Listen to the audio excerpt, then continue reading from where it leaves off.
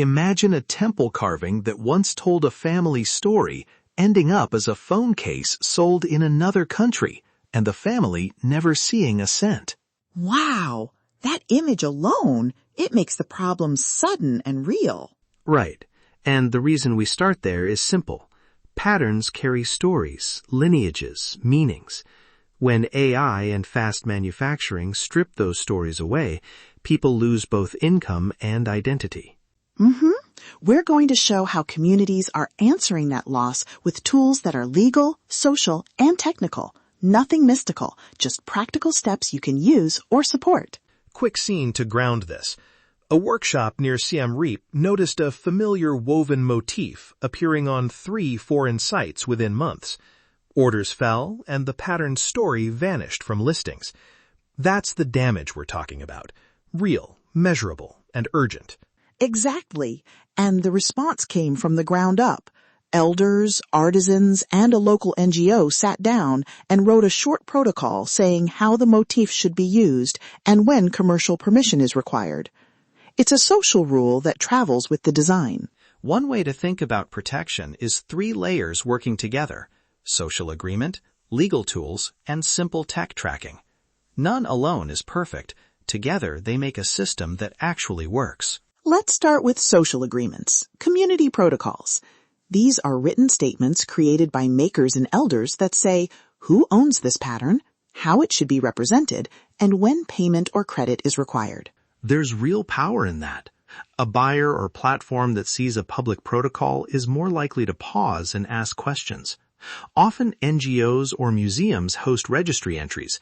Think of a community registry, placeholder name Heritage Patterns Registry, that records photos, oral notes, and usage rules. And those registry entries aren't just symbolic. They become a reference for platforms and a starting point for legal claims if someone ignores the rules. That leads us to the legal layer. On the legal side, communities and cooperatives can use trademarks for specific applied designs or cultural licensing agreements for craft collections. We won't say this solves every case, but it creates enforceable rights where before there were none. We documented one cooperative case where a trademarked woven pattern led to licensing deals with several online retailers. The cooperative began receiving modest licensing fees and, importantly, proper credit in listings. That's the kind of outcome communities can aim for. Good to emphasize, we're using a summarized outcome here. Producers should verify exact numbers for their reports, but the pathway is real. Legal clarity plus public records equals more leverage. Now the tech basics. Image generation models learn from massive image sets. They replicate shapes and textures, not meanings. So a model trained on temple photos can produce images that look Khmer, but without origin or consent. A low-cost defensive move is metadata and digital tagging.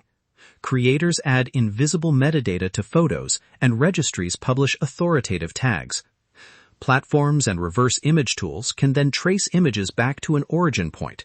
It doesn't stop copying, but it makes tracing possible. Small archives matter too. If a maker keeps dated photos and notes about who taught a pattern, that becomes evidence later.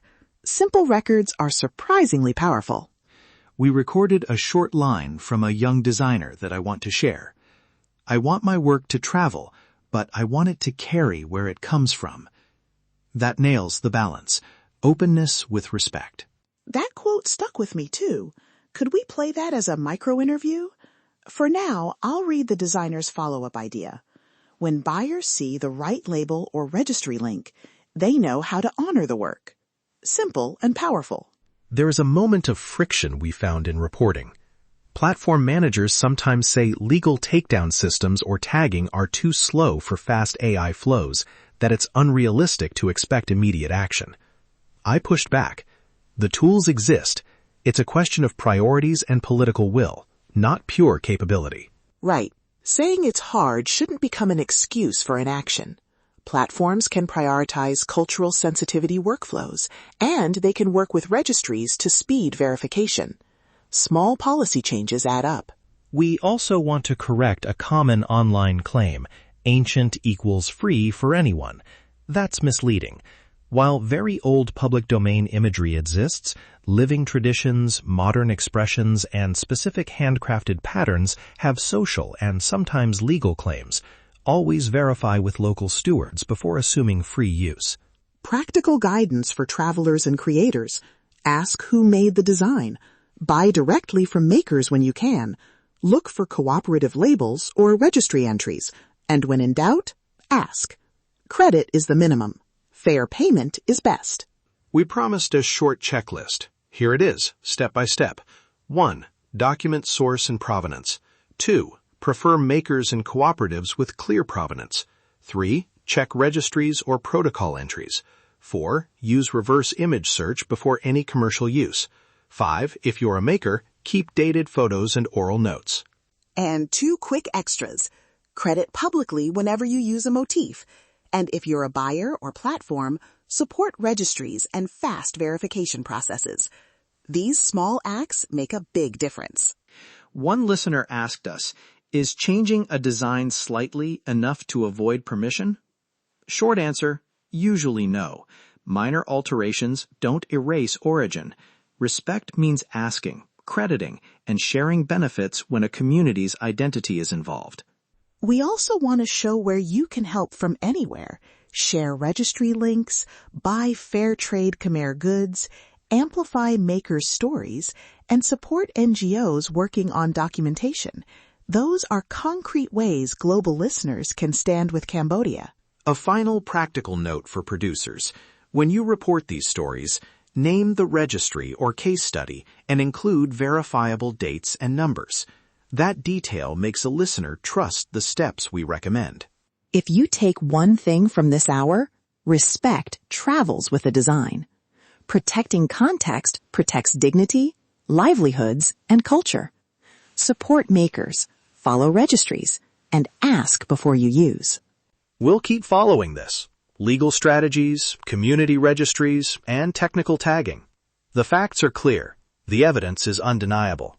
Stand with Cambodia. Thank you for joining us. Subscribe to NSP Plus TV for calm, clear reporting on Cambodia stories. Share this episode with someone who cares about heritage and tell us which protections you'd like to see next.